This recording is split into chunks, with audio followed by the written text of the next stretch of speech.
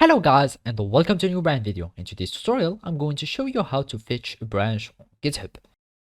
So the first thing to do is to open your web browser, either if it was Google Chrome, Mozilla Firefox, Microsoft Edge or any web browser that you are using. After that, you will need to go to github.com. And now we will need to create an account so we can be able to use the GitHub services. So basically all we need to do is to click on sign up and then it will redirect us to the sign up page. And now you need to add your email, then gmail.com or any other email that you are using. You click on continue, you create a password. So if it was anything like that, you click on continue and then you will add a username, for example whatever the username was. Now you will need just to type yes or no if you want to have the emails and announcements. So click on no if you don't want to, and then you will need just to solve as a verification, you solve this puzzle.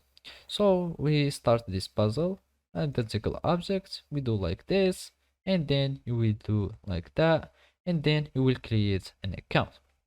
So basically after you create an account, all you need to do is to verify your email by having copying the code that will be sent to your email, and then you will just paste it here and you will be able to create a new account on GitHub.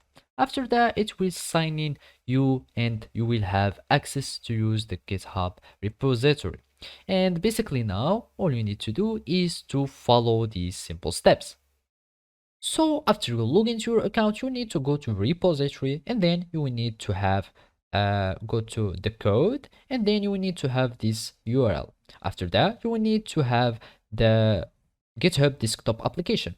Then you will need to click here and then clone the repository that you have just cloned or add the URL that you have just copied and then clone it.